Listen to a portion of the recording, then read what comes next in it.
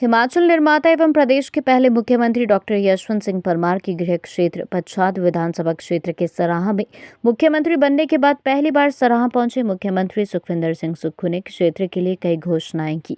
इस दौरान मुख्यमंत्री ने जिला सिरमौर के किसानों की लंबे समय से चली आ रही अदरक के समर्थन मूल्य की मांग को इस बजट में पूरा करने की घोषणा की। इसके साथ ही मुख्यमंत्री ने सिविल अस्पताल सराहां को 100 बेड देने के साथ चिकित्सकों के पद व अल्ट्रासाउंड मशीन भी देने की घोषणा की। मुख्यमंत्री ने 40 मिनट तक जनसभा को संबोधित किया। 3 साल के बाद पहली बार सराहां पहुंचे मुख्यमंत्री का यह भाषण चुनावी भाषण की तरह था। मुख्यमंत्री ने कहा कि हिमाचल की भाजपा कलयुगी बीजेपी हो गई है, जो कि प्रदेश की सत्ता पाने के लिए हर समय लालयित रहती है। प्रदेश की जनता की उन्हें कोई फिक्र नहीं है। पिछले कल जब आरजेडी बैठक में सभी दलों को बुलाया गया था, सीपीआईएम, आम आदमी पार्टी व बसपा सभी ने कांग्रेस पार्टी का साथ देने की बात कही, तो बीजेपी ने वहां से वॉकआउट कर लिया। मुख्यमंत्री ने कहा कि आपदा के समय में भी केंद्र सरकार ने केवल घोषणा की, मगर हिमाचल को आपदा में सहायता नहीं की। सुखविंदर सिंह ने कहा कि हिमाचल निर्माता डॉक्टर वाई एस परमार की सोच थी कि हमारा एक गांव विकसित हो। उन्हीं की तर्ज पर हम भी अपने गांव के किसानों के लिए दूध का समर्थन मूल्य बढ़ाया है। व आने वाले बजट में किसानों की मांगों को ध्यान में रखते हुए अदरक का समर्थन मूल्य भी निर्धारित किया जाएगा। मुख्यमंत्री ने कहा कि आरजेडी पिछले 77 सालों से मिल रही थी। पहले मुख्यमंत्री डॉक्टर यशवंत सिंह परमार के समय से यह मिलती आ रही है। पहले इसका नाम स्पेसिफिक स्पेशल ग्रांट हुआ करता था, जो कि कुछ वर्ष पहले बदलकर आरजेडी हो गया। केंद्र की भाजपा सरकार किसी न किसी तरह प्रदेश कांग्रेस सरकार को कमजोर करने में लगी हुई है, मगर हम प्रदेश की जनता के साथ हर समय खड़े हैं। प्रदेश की जनता के हितों के लिए जो भी करना पड़ेगा सरकार करेगी। वो गांव के लोगों के हाथ में भी पैसा देना चाहते थे। हम भी उस दृष्टिकोण से आगे कार्य कर रहे हैं। परमार जी की सोच थी, उस समय से आरटीजी मिलती थी, उस समय से स्पेशल ग्रांट मिलती थी, फिर बाद में ये आरटीजी हुई। 70 साल तक आरटीजी मिलती रही। मैं प्रदेश के वित्त आयोग के पास 4 बार इस प्रदेश के अधिकार के लिए गया कि जो आरटीजी उसमें बढ़ोतरी करनी है, वित्त मंत्री से मिला।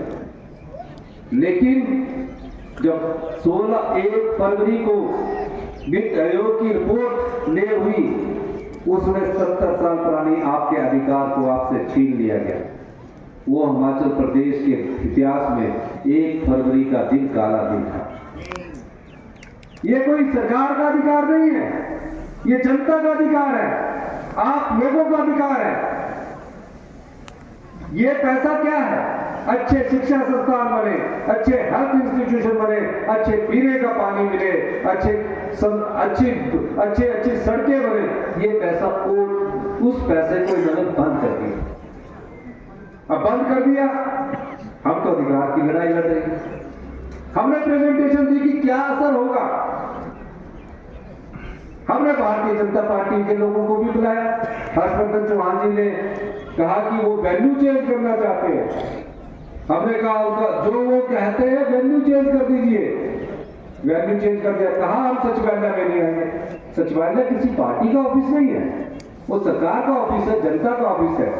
उसमें 5 साल जनता की अदालत में चुनकर जो लोग आते हैं वो बैठते हैं।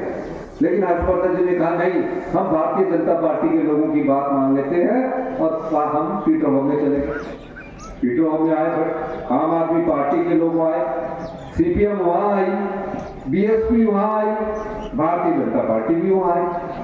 कांग्रेस पार्टी के विनय कुमार जी बाहर गए हुए थे। उन्होंने कहा कि पूर्व कुलदीप सिंह राठौर जी को वहां भेज दो, वो वहां आए। सबकी बात सुनी, सबने बोला ये अधिकार है, ये सरकारों की बात नहीं है, ये अधिकार है। और हर साल 2026 से जो अभी बजट है उससे 10,000 करोड़ रुपए का हर साल कट लग जाएगा। 10,000 करोड़ का 26 में भी लगेगा, 27 में भी लगेगा, 28 में भी लगेगा। कल 5 साल के लिए 10-10 हजार करोड़ रुपया आपका जो है उसमें कट लग गया। और जब कट लग गया तो क्या रहा? 50,000 करोड़ रुपया निकल गया। 50,000 करोड़ रुपए निकलने के लिए हमने भारतीय जनता पार्टी बड़े खुश हुए हमने कि कुछ तो सद्बुद्धि आई।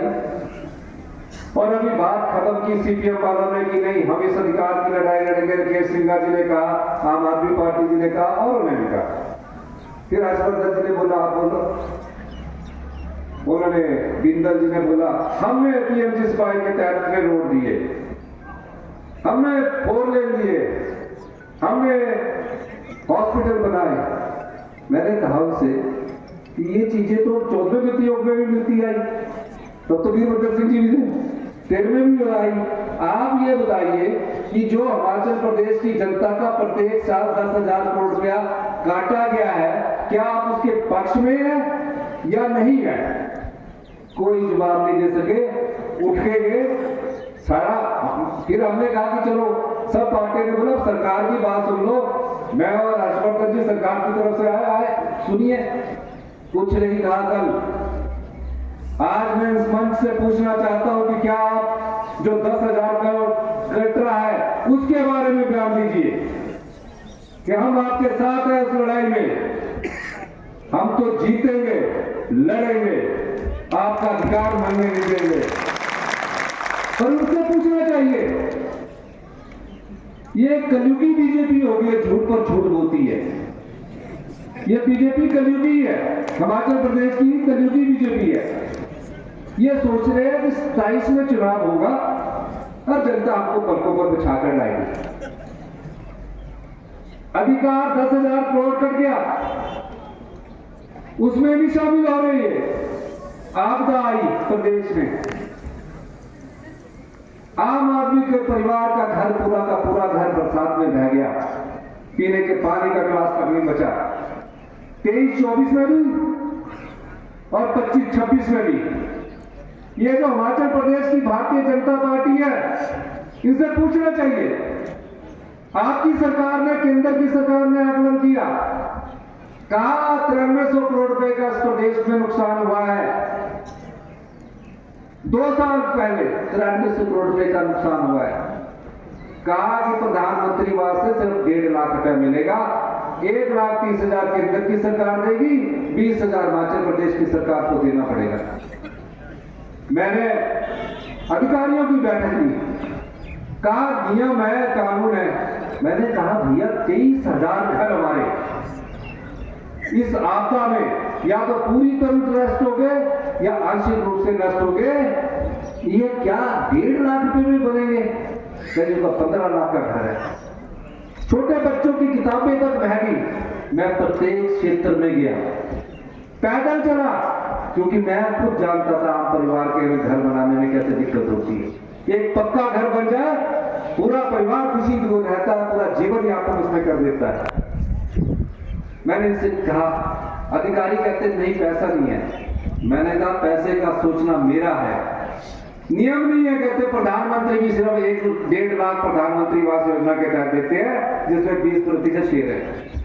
मैंने कहा इसके लिए मैं नियम बदल दूंगा, कानून बदल दूंगा। और मैंने नियम बदले, कानून बदला और 8 लाख रुपया दिया।